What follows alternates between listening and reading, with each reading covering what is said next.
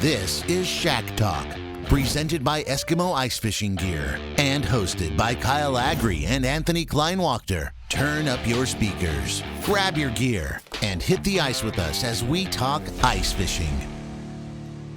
Come on in and grab a bucket. We are talking ice fishing. Kyle Agre, Anthony Kleinwachter. We are your hosts, and this is Shack Talk Ice Fishing Podcast.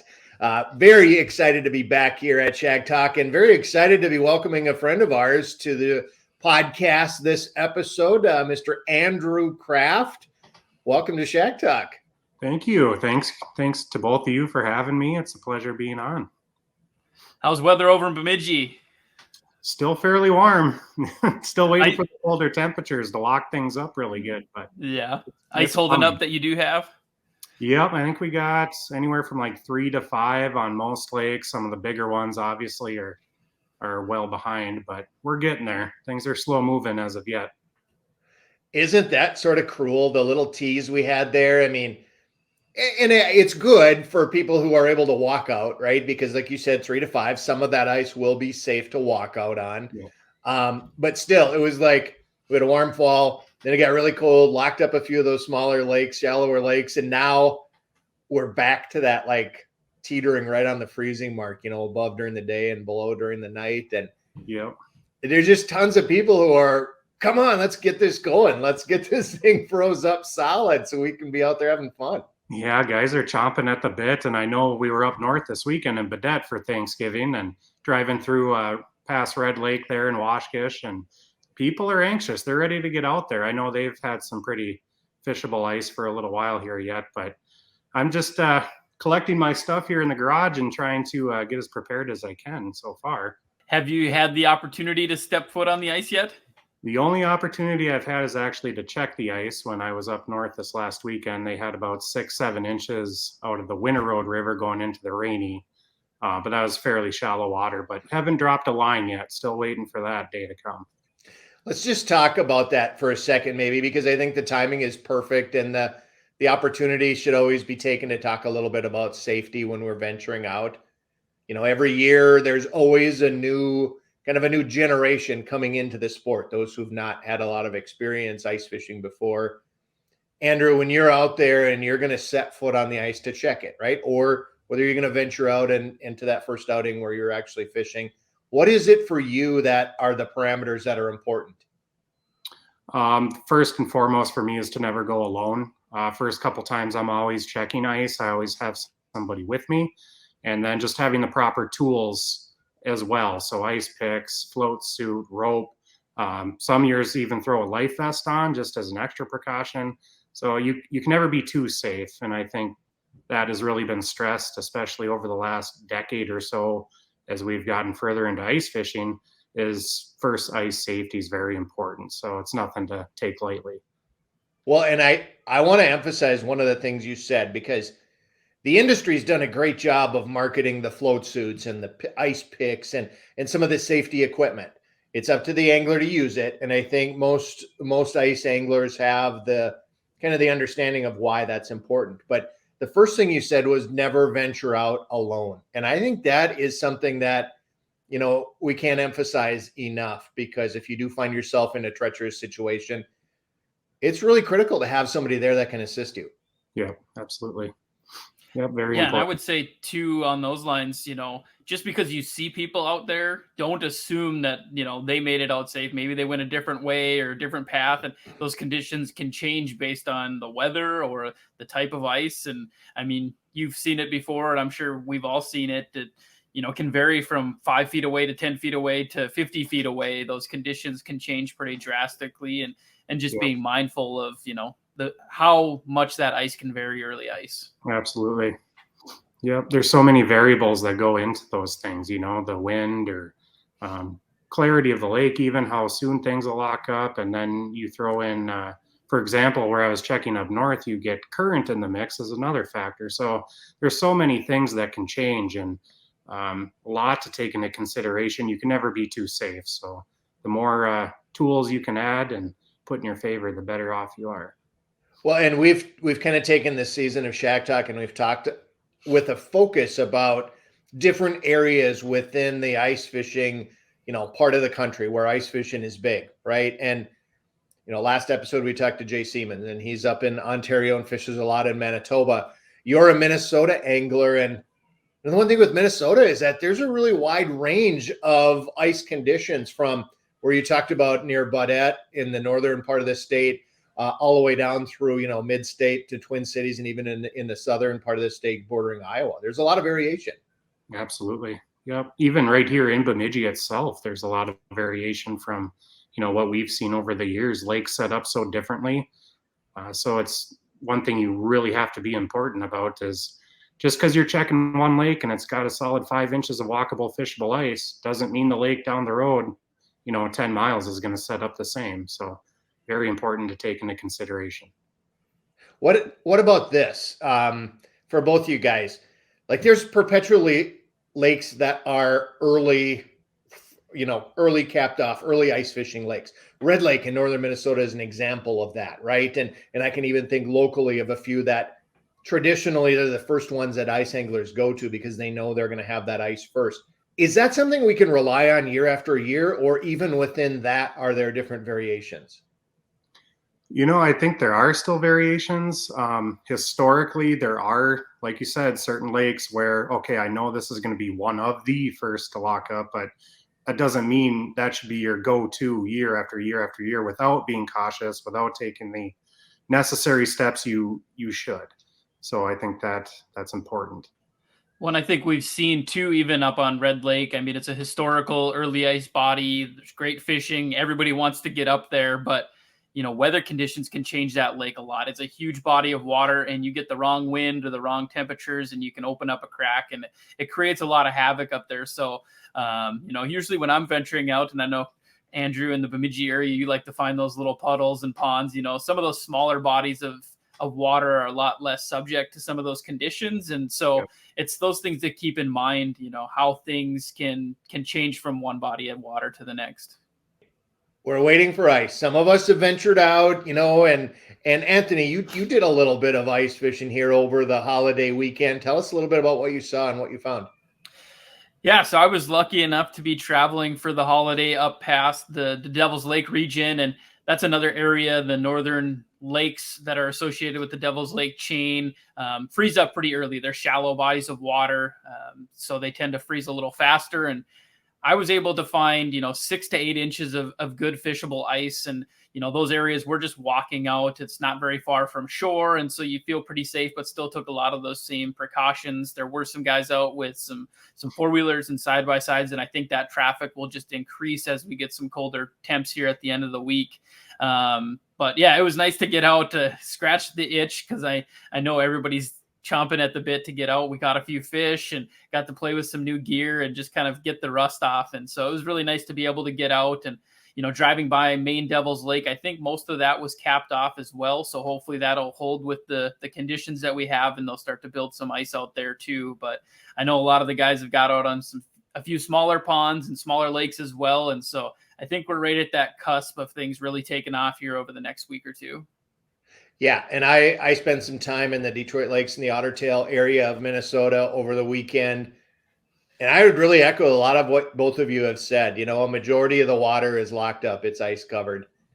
There's a couple of the deeper lakes, the bigger ones, that are still open, but even those that are still open seem to have a lot of shore ice, and so it's not necessarily, barring any big wind we might have, it's not going to take a lot to get those capped off as well. So yeah, we are very near.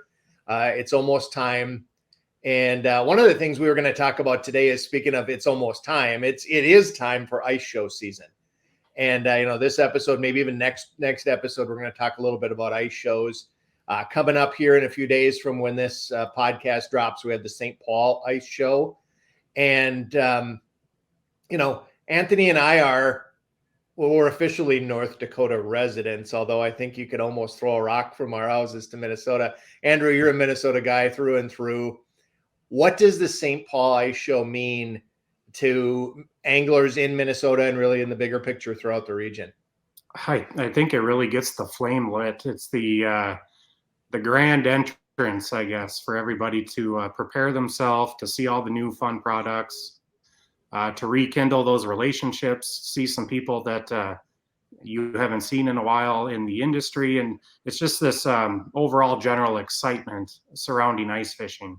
So it's something I always look forward to, and be able to see all these folks so excited, and not only the people that are there working the show, but just these younger kids walking in the front door or coming in with grandpa and looking at all the cool new innovations, new rods, augers, suits, houses. There's so much to see now.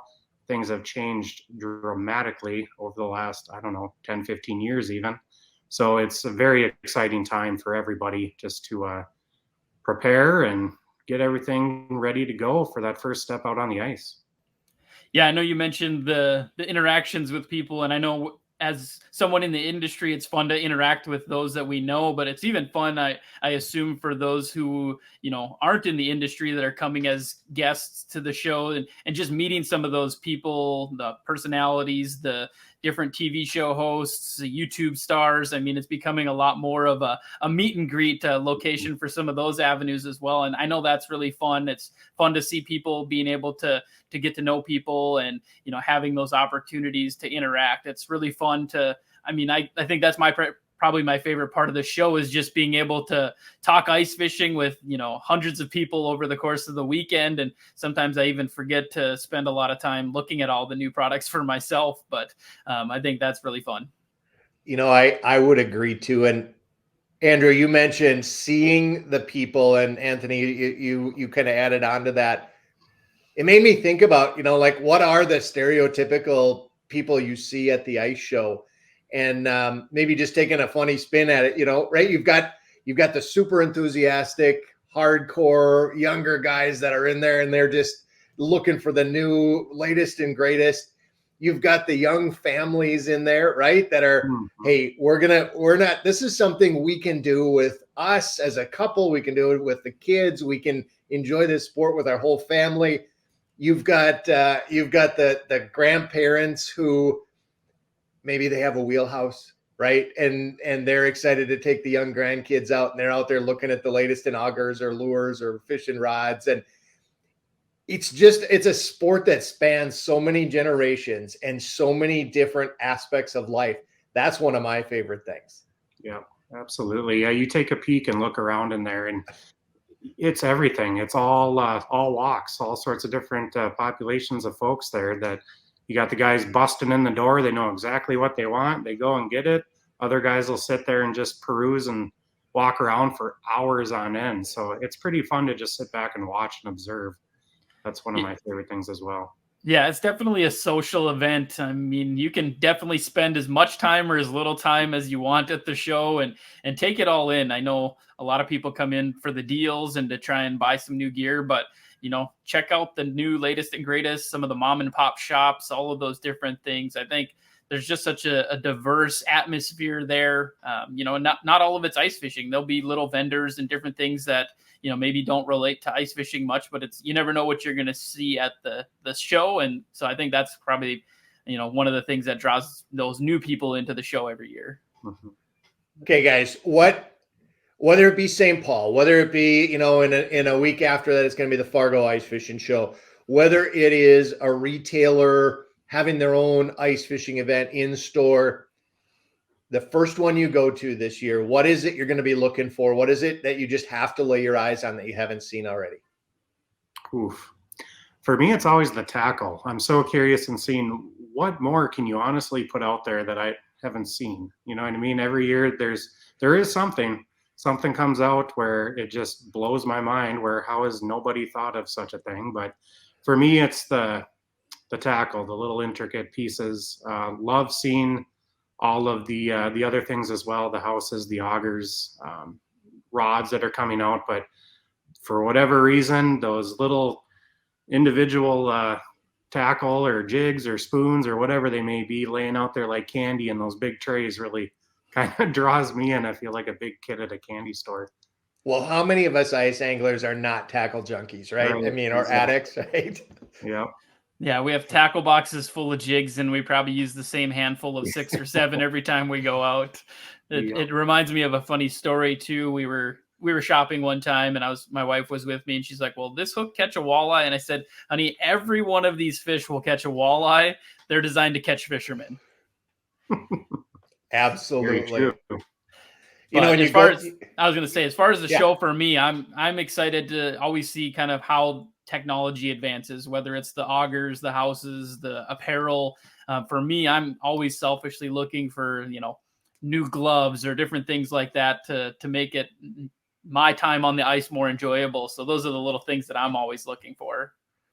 it's one of those things, right? And there's lots of them in our world today, but it's one of those events where you go and, like you said, it's social. It's just a many different walks of life. But let's be honest, there's not one thing in those shows and in those buildings that anybody needs, right?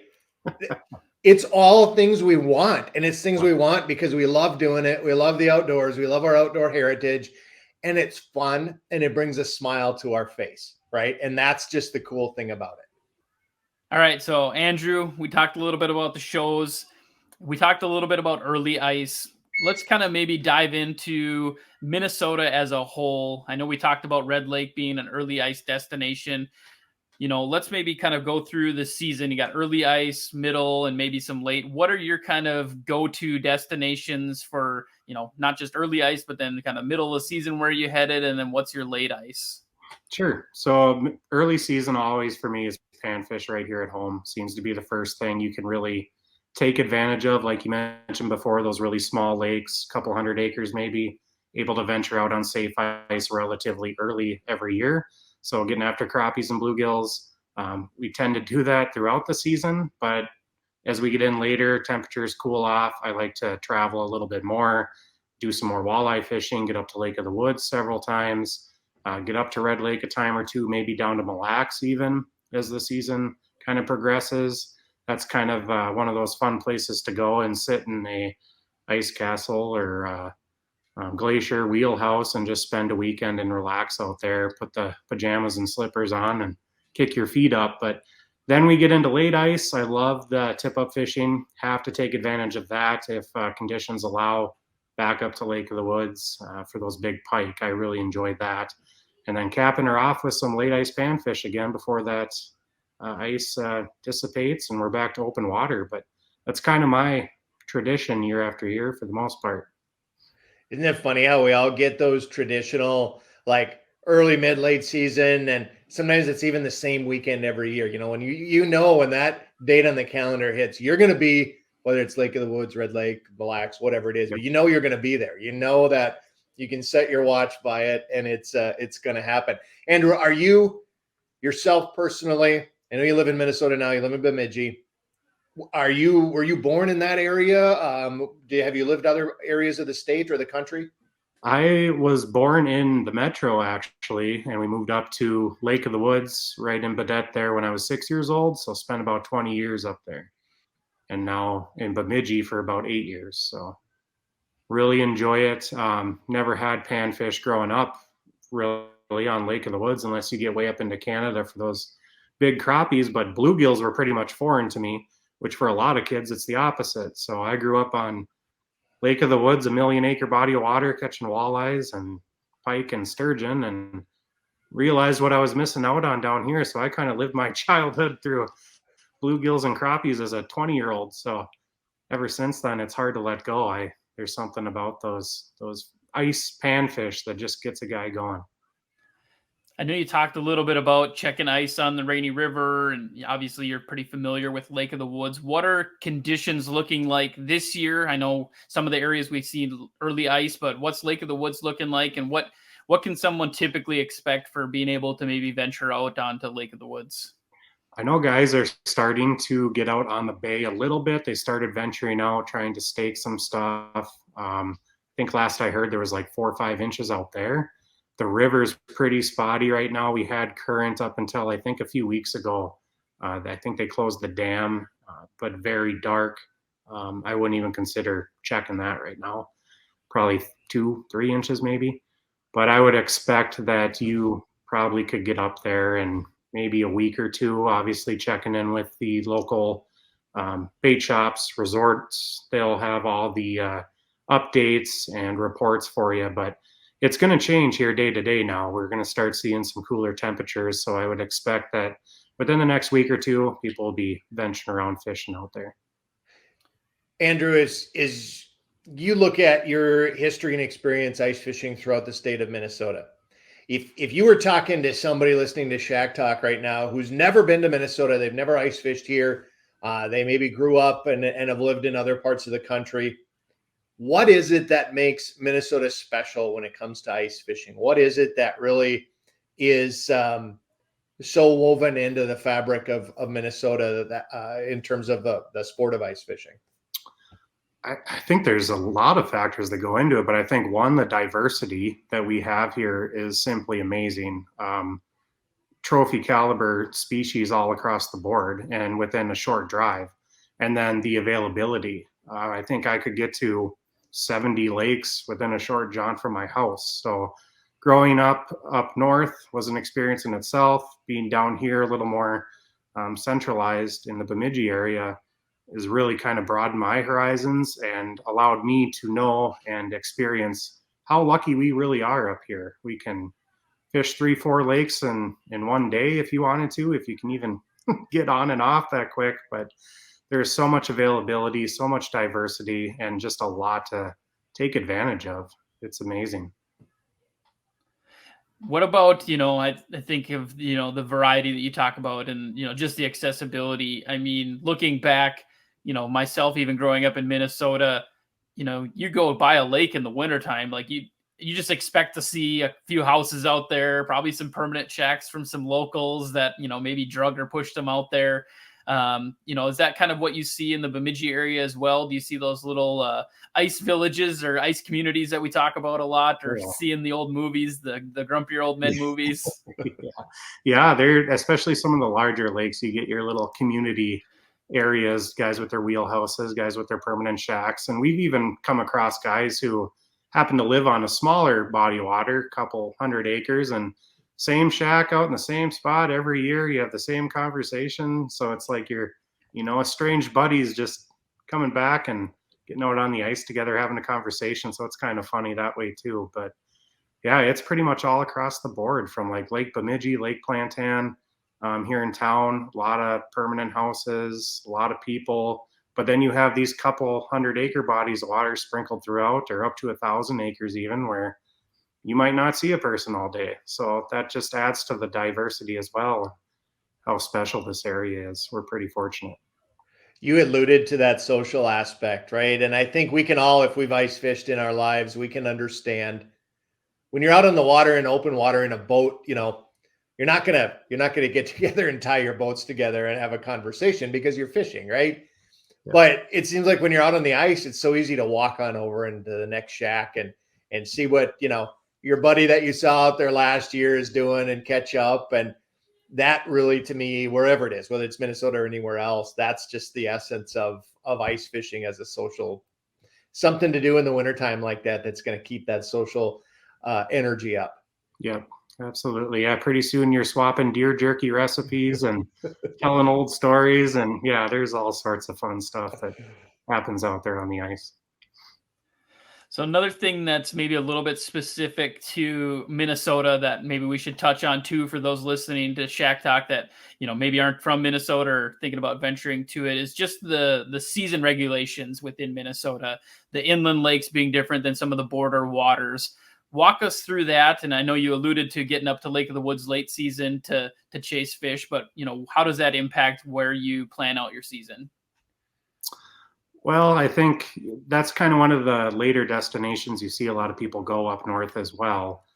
Being that season's extended a little bit, you can get out on the river, and those seasons are different now and have changed also. So you just have to be mindful when you are traveling to take a look at that regulation book. So much is accessible online now, even too. I think Lake of the Woods Tourism Bureau has everything spelled right out there on the website.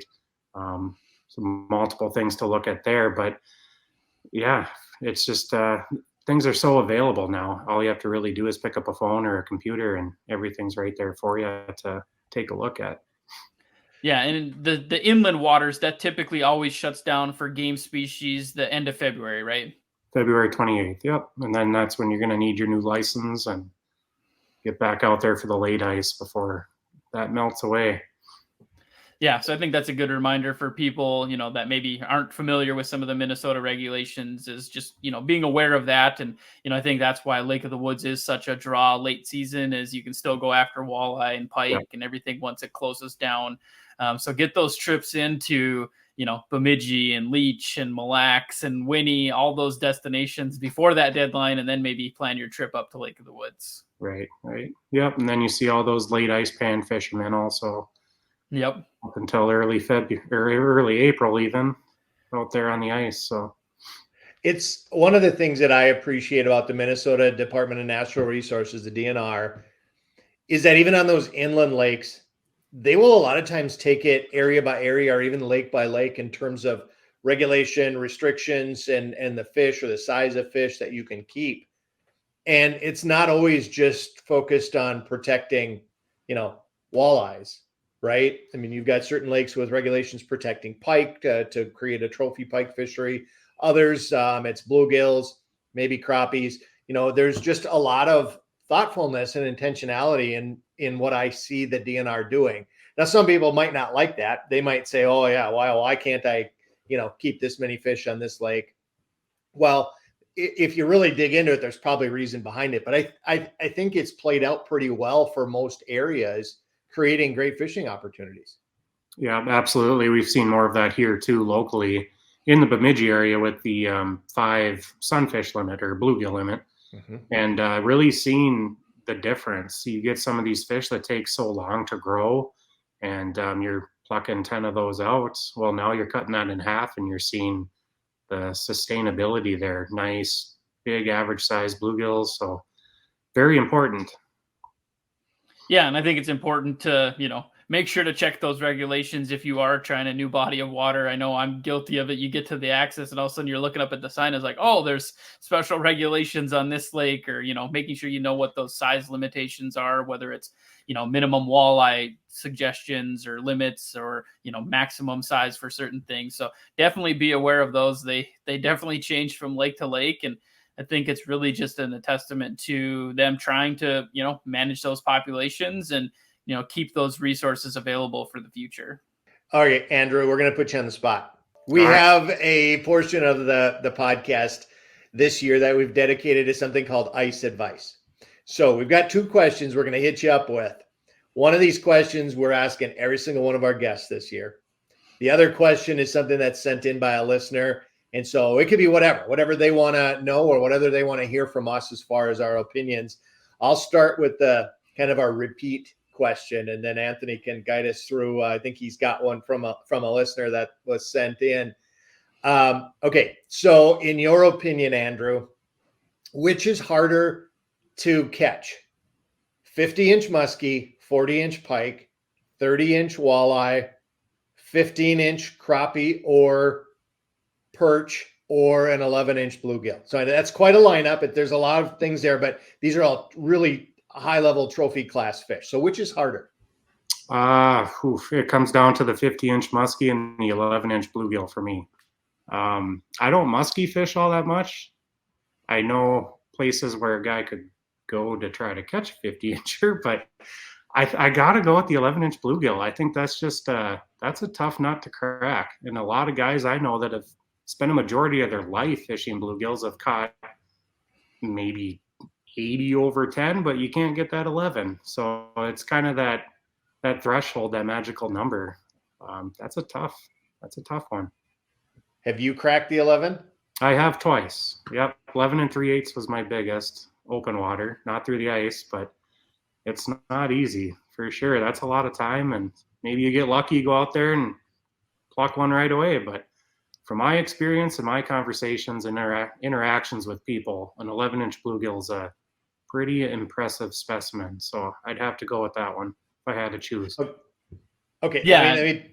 I was going to say, too, it just really depends on the body of water. And you mentioned it earlier, too, the age of that fish. I mean, only so many of those fish are reaching that age. Yeah. Yeah, there's not many of those. So those ones definitely deserve a slip back into the drink, in my opinion, but pretty special fish. Absolutely. How about for yourself, Andrew? Do you have a fish, a memory, a specific time when you've exceeded kind of those across the board, trophy marks that you're most fond of? I think for me, it was a 30.5 inch walleye through the ice. I've caught quite a few open water, but there's just something about a walleye of that size coming up an ice hole that is astounding, really. I mean, if you have a 8-inch hole, you're pushing the limits. So when you know you have a walleye on that size, it's pretty exciting. I haven't been able to experience through the ice a ton, but it is something I'll never forget. And I was up on Lake of the Woods, obviously, but great memory that I'll never forget. All right, we'll hit you with the next question. So this is a question that we got from one of our listeners, and they asked, how high off the bottom are you fishing? Are you setting your dead sticks, and how far are you fishing? How would you answer that question? And I know it's a pretty open-ended question, so we can probably hit it maybe from a few different angles, but how would you set yourself up when you're going out fishing? I guess how I would approach it in today's age is use the technology I have available to me and kind of lean me into making that decision. So with the live scopes, with the live imaging, kind of seeing where those fish are at as you roll up onto a spot's going to determine where I feel I need to set that dead stick. And it really depends on the mood of the fish. If they're super aggressive, I don't like, you could go all the way up to the surface, or maybe they're pinned down to the bottom. Depends on kind of what weather maybe is rolling in. So there's a lot of variables, a lot of factors that play into that. But if I had to say one thing, it'd be utilizing the technology I have available to me and what the mood of the fish is, and responding accordingly. Kyle, what are your thoughts on that? I can't argue one bit with what Andrew said. I think that's great advice. Let your electronics, let your technology show you where to fish. The biggest thing in my mind that I would add to that is I think it's a mindset, and so many of us as anglers have grown up and learned to fish that bottom 6 inches to a foot off the bottom, right? And yes, day in and day out, I think that's a high percentage area. But to be a really good angler, I think you have to throw that out the window and say they might be there, but they might be 6 inches below the bottom of the ice. And if we see a mark on our flasher, if we see a mark on our sonar unit, don't write it off as just a fluke. Don't write it off as interference or bait. Check it out and give it a try and see what's there. And I think that most folks would be very surprised to learn how many fish, and even the target species we've talked about, right? Like a walleye will cruise halfway up in the water column or even right under the ice. Anthony, do you agree, or what are your thoughts? Yeah, I think you guys kind of all hit on the same thing. I think in general, I would say most people probably fish too low. Like you said, they're setting it that 6 inches off the bottom, a foot off the bottom. But don't be afraid to bring those fish up. It tends to bring maybe some of the bigger fish, the more aggressive fish, up for those bites. If you set it towards the bottom, you might get a lot of lookers and maybe some light bites and different things. But I've experienced over the last few winters is using live imaging or flasher, you can get those fish to usually chase quite a bit, and there'll be a point at which they won't chase any further. That's too high. And so, make sure to set your dead sticks a little bit higher. And when you're jigging, jig those fish up a little bit higher. Don't just drop down to the bottom. They can see it from a lot further away, the higher it is. And so I think just in general, get out of your comfort zone, maybe set your dead stick or, fish a little bit higher off the bottom. I know even this past weekend we were fishing in, about 8 feet of water, and I was jigging, 3-4 feet off the bottom and had fish come up and chase, that far off the bottom. You're halfway up the water column, but, in shallow water, those walleyes are aggressive, they're feeding. And so I think just, maybe taking that and stepping out of your comfort zone a little bit, fish a little higher, I think you might put a few more fish on the ice. One thing I would add to that, Anthony, because you are spot on. Again, let the fish tell you what they want. But I've had days where fish won't chase a lure up, but they'll chase it down. So if you're sitting there at 2 or 3 feet off the bottom, and because that's where those fish are coming in and they won't follow you up, try just opening your bail and letting that lure fall slack line to the bottom. And sometimes that different kind of approach is what they're looking at based on what they're used to feeding on. It's just all about trying those different options in my mind. Yeah, absolutely. Pounding the bottom. That's an age-old secret that I think maybe gets overlooked these days too, is, that's where those fish are feeding on minnows and crayfish and different prey species. So yeah, don't be afraid to do that. Yeah, I know around here, especially when it comes to those big crappies, that's the best part, in my opinion, is what's flipping their trigger today, because it's changing. Day to day can be different. So when you finally figure that out, that's when the real fun kind of ensues. When you dial in a specific bite and you got them locked in, that's party on. That's when we're having fun. So that's what I love about that too, is just experimenting, seeing what's working, what's not, and going from there. You're learning every day. You're adding tools to the belt of knowledge, and it's always a great time. Andrew, you fish a lot of crappies. Tell me if you've ever seen this, because I have, but not very often. But late season crappies, from what I understand, you'll actually catch them right underneath the ice. Why is that, or when does that happen? How does that all come together? I think as that snow is melting off the ice, you're getting more sunlight in there. I think oxygen levels are kind of going up a little bit, and you're seeing a lot of that forage move towards the shallows as well. So it's not even just a deep basin bite, but you're able to catch some of those big crappies in 5-6 feet of water, maybe even shallower in vegetation. So I think it's just the amount of forage they have there, oxygen levels, sunlight. There's a combination of things, but an often overlooked opportunity is that shallow water bite. Guys associate crappie fishing through the ice with the deep basins, and while there typically are fish out there, decent populations, that's not the only population. So that's another fun thing, is to kind of change it up. You can go out on one specific lake and target that population out deep, and then if you can find that population up shallow, you can tackle both of those in one day on the same body of water even. It's pretty fun. It's a good experience. All right, Andrew, I think we've kind of touched on most of what we wanted to talk about. I guess one last question for you. I know you said you were only checking ice, but where are you setting foot on the ice first? And, when do you think that'll be? I'm hoping in a couple days around here, before I can get down to the St. Paul Ice Show. That's usually my goal. If I can get out on safe ice before St. Paul, I try to do that locally right here in Bemidji, get after some crappies and bluegills, and then venture up north for some walleyes on Lake of the Woods. Oh, I think that's great. Kyle, anything else? No, it's ice show season. It's ice fishing season. I'm just fired up. I am excited. And, if I get to set foot on ice before, the end of show season, that's always a bonus, and it still might happen. But I am just fired up to get really, really rolling full speed ahead once that last ice show and the last day and the doors close, it's full speed ahead. Yeah, no, I agree. For all the listeners listening to Shack Talk, I know Kyle, myself, and Andrew will all be down at St. Paul. If you happen to be there and catch this episode before you get there, stop by, say hi. We love talking to you and interacting with fans of the show. I know we put a post out on it last week, but all of the shows are available on Spotify now. So SoundCloud, Spotify, and Apple Podcasts. So really look forward to expanding our reach a little bit and getting some more listeners to the show. Andrew, thanks so much for joining us. Always a pleasure talking with you. I think we covered a lot of the scope of Minnesota ice fishing, and I hope the listeners got some useful information out of there. If anybody has questions for you, the Bemidji area, anything like that, how would somebody get a hold of you? You can just look me up on Facebook, Andrew Kraft. Otherwise, I have Instagram as well. It's crafty_38.